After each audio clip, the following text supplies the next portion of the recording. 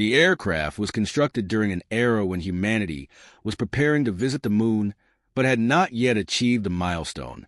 For 65 years, it transported captains of industry and ambitious entrepreneurs to meetings and work sites that would shape the modern world.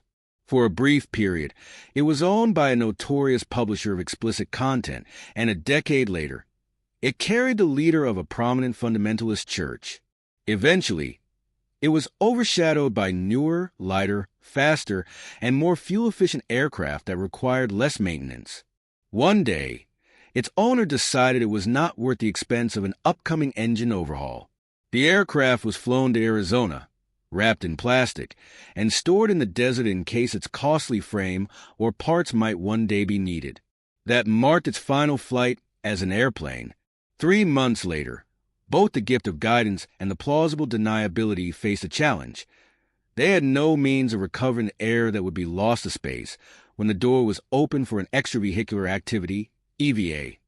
Since the plausible lacked an airlock, it had to replenish its atmosphere using gas canisters. Although its cabin was small, it could carry many of them. So many that crew members had been sleeping on them for 2 weeks.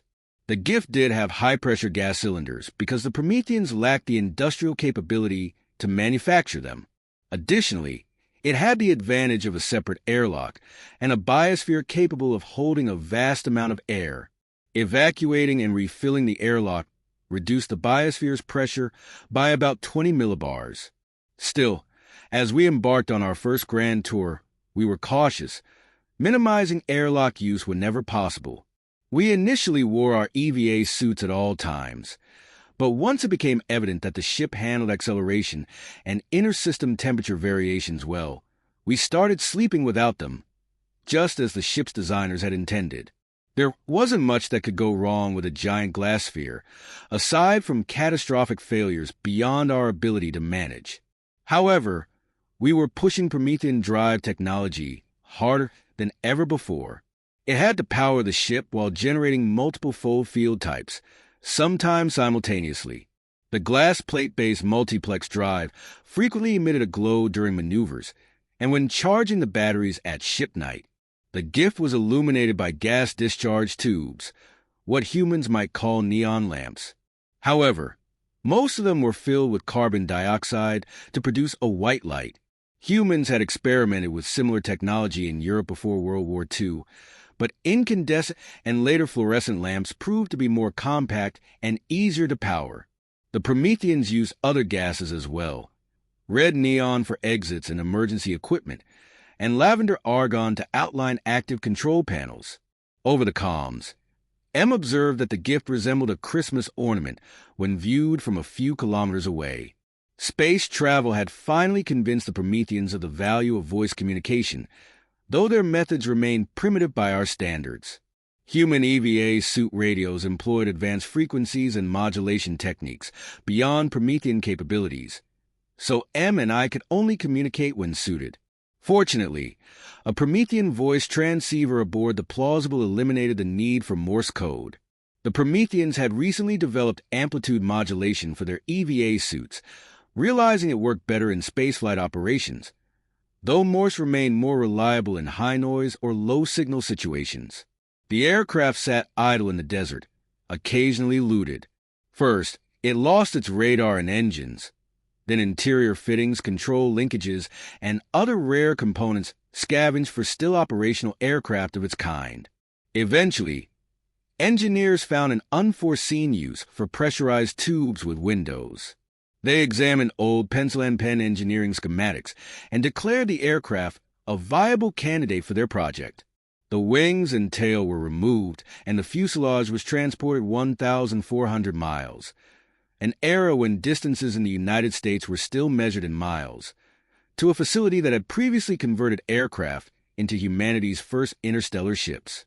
The engineers cut the fuselage just past the aft internal pressure dome and ahead of the bulkhead, near the boarding door.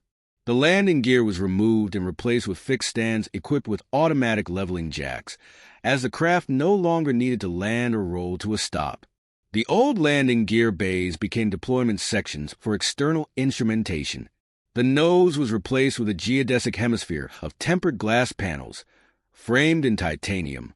After the drives were installed, the prototype was flown at low altitude under its own power back to the desert, where it underwent pressure cycling a dozen times at 3 times Earth's atmospheric pressure, followed by extensive X-ray scans of its joints. During its demonstration to the full drive developers, one observer snorted, "Looks like a suppository." When legendary test pilot M and her companion, Ambassador J, were assigned the ship to replace the increasingly obsolete Grasshopper, J named it Horsepill. It would retain that name until its eventual retirement. After a quick flyby of the barren, Mercury-like inner world, we settled into orbit around the Promethean system's third planet. Unlike Mars, it had liquid water and wasn't frozen solid. However, it lacked a moon to stabilize its rotation. Still, with geological activity, a dense atmosphere, and abundant water, it was one of the most promising terraforming candidates I had ever encountered. Landing was tempting, but our mission was to test the equipment, not explore. After a few days in orbit, we moved on to the system's gas giants, which, like those of Sol, boasted a rich array of moons the Prometheans had only ever seen as fuzzy dots. Following M and J's retirement, the HSE Pill was returned to the desert, its full drive repurposed for a more capable vessel to aid humanity's expansion to the colonies. It sat dormant for decades until one day, a transaction was made, and a transport craft retrieved the inert hull. The new owners did little in the way of structural assessments, focusing instead on making the ship operational, though they hadn't stolen the full drive. Believing themselves to be its rightful owners, it had been diverted from a directive that called for its destruction to prevent misuse. Minimal modifications were made to the Horsepill beyond painting it black and giving it a more intimidating militaristic name. It was primarily used for covert operations, which proved absurdly easy in a galaxy unfamiliar with human security protocols. Eventually, the order came to retrieve M and J, who had been located on a world identified via logs recorded by their original ship's drive. 6 astronomical units from Prometheus's star. The multiplex drive functioned as an unintended space heater. With infrared instruments, MEM confirmed that the gift truly resembled a Christmas ornament in thermal imaging. M shadowed us in the plausible as the gift maneuvered between the moons of a gas giant. Given the Promethean subpar instrumentation, I recorded much of the data with my cell phone. Not ideal, but still superior to anything the Prometheans had ever achieved in imaging their own system. I suspected this experience would finally spark their interest in optical technology once we returned. The covert refitters of the Horsepill had not been thorough in their engineering assessments.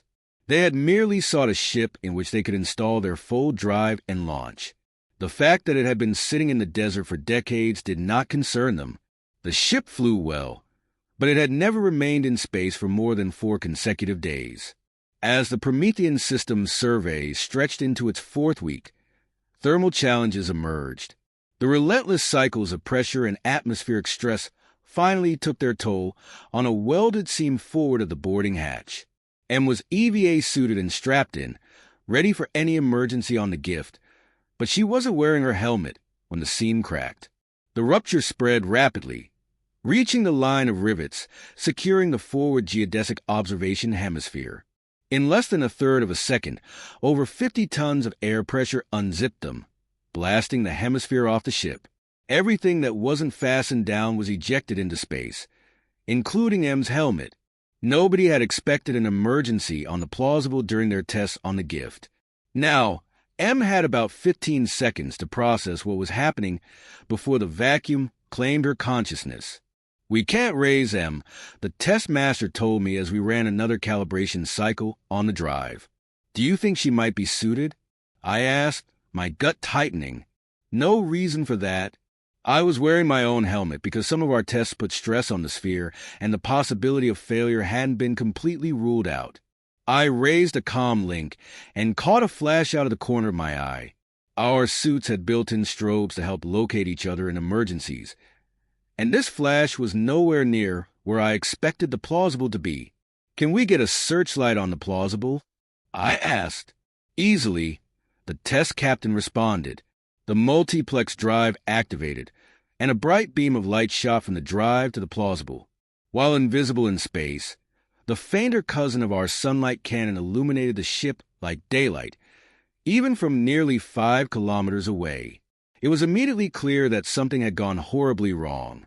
Plausible deniability was surrounded by a cloud of debris, and its faceted canopy hemisphere was missing. "We're on our way there," the test captain said before I could ask. Although we had been traveling at a significant fraction of the speed of light toward the gas giant, decelerating to approach the plausible safely took agonizing minutes. Smashing into it at high velocity with a 500,000-kilogram glass hammer wasn't an option. As we closed in, the damage was unmistakable. The canopy hemisphere was gone. The gift adjusted its orientation to align its airlock with the exposed front of the plausible, and there she was, M. Her body was limp, still strapped in, EVA-suited but helmetless. "Our condolences are inadequate," a shipmate beside me murmured when the situation became apparent.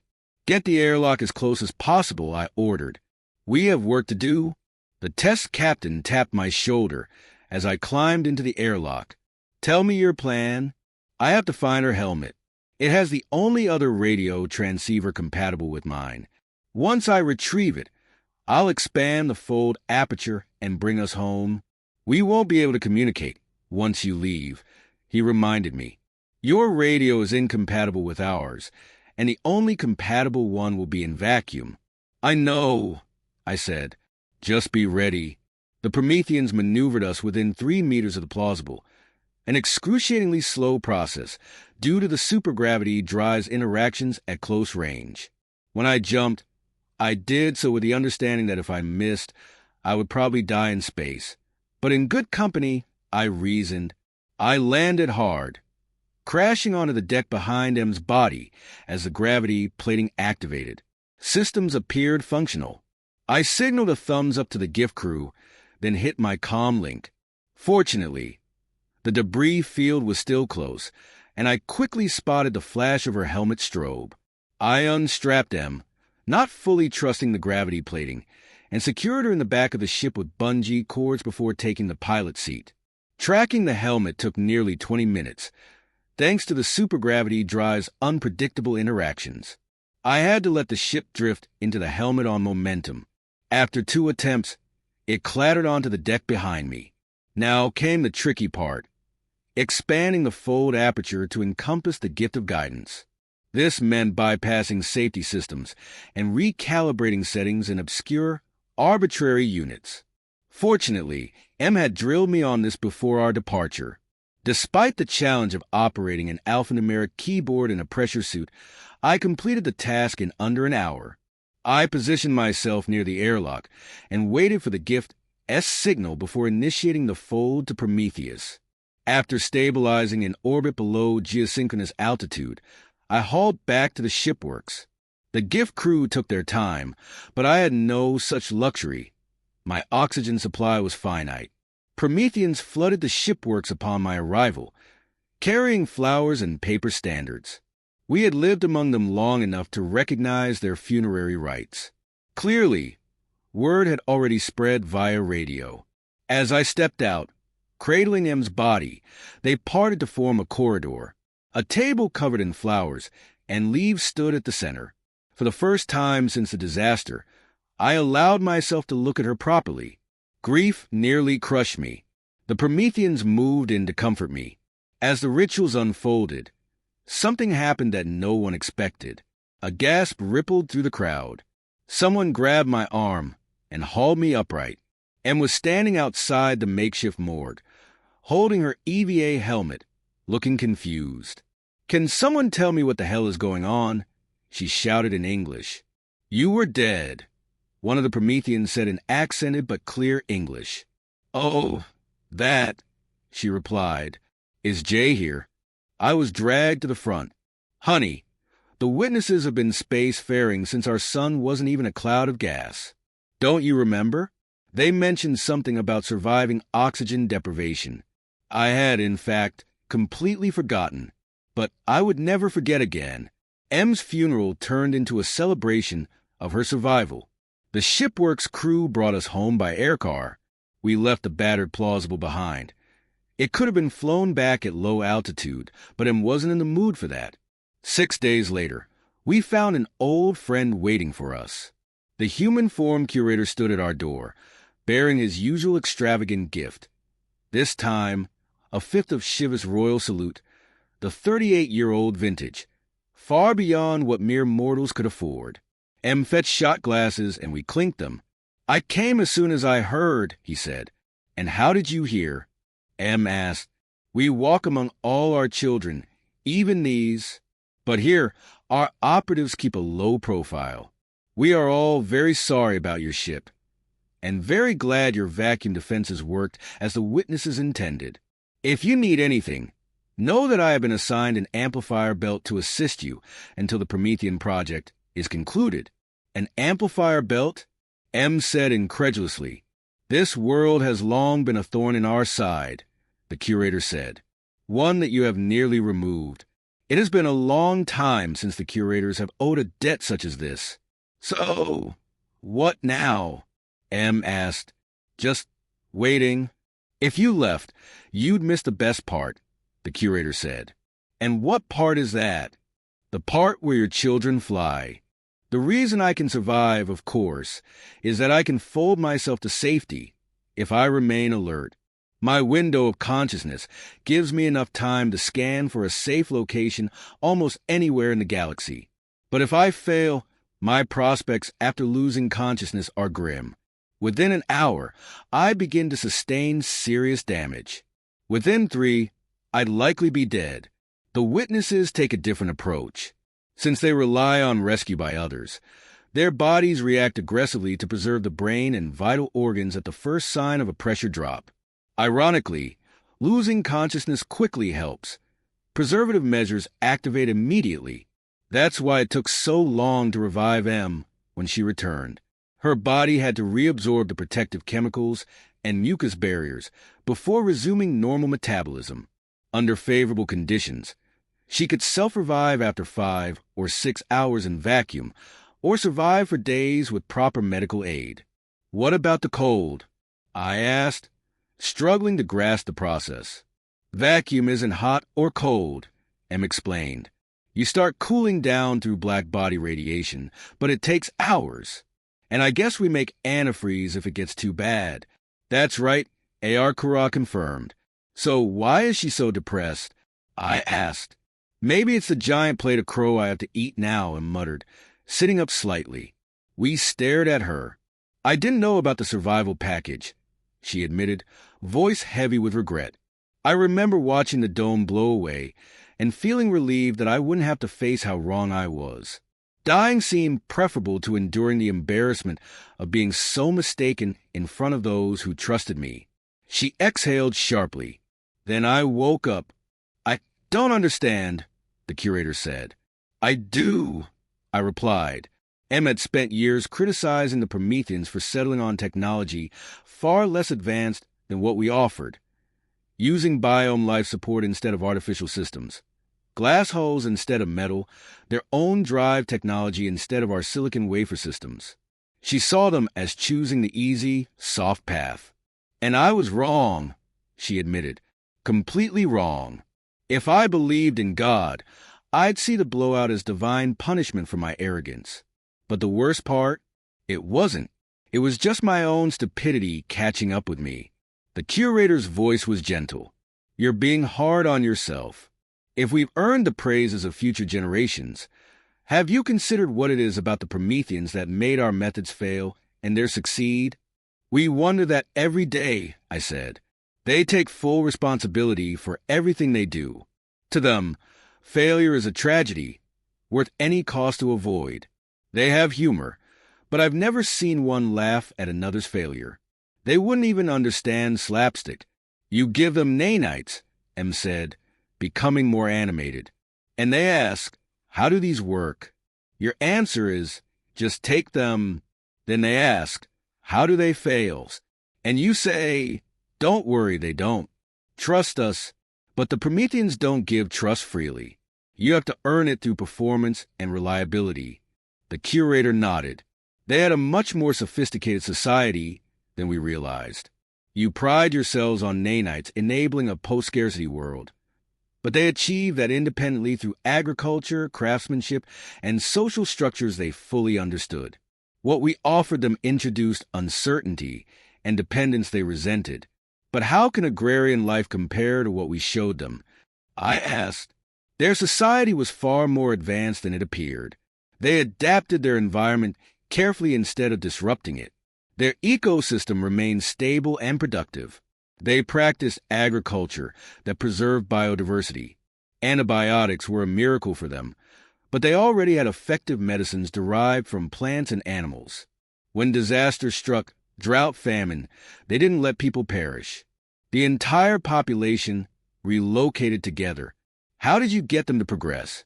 We showed up in a human-made ship and told them we had advanced from their level without mystery or magic. Every advancement we introduced, they could understand and replicate.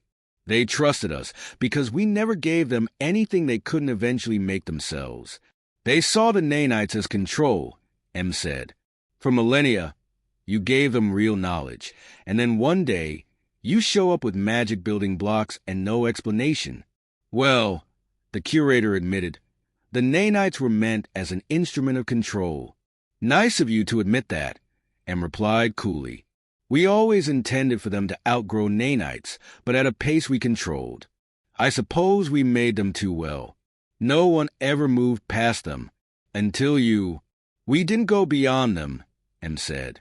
You just never told us they existed, so we moved past them. The curator sighed. Perhaps we should have done that sooner elsewhere. He poured another round of drinks. It seems we have our own plate of crow to eat. I still didn't understand M's regret. Glass doesn't work, she said bitterly. You can inspect its stress points with a couple of polarizing filters and regular light.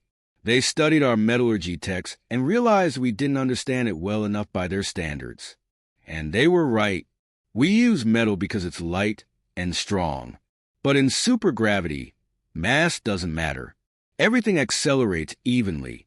I spent so long flying airplanes that I couldn't grasp that.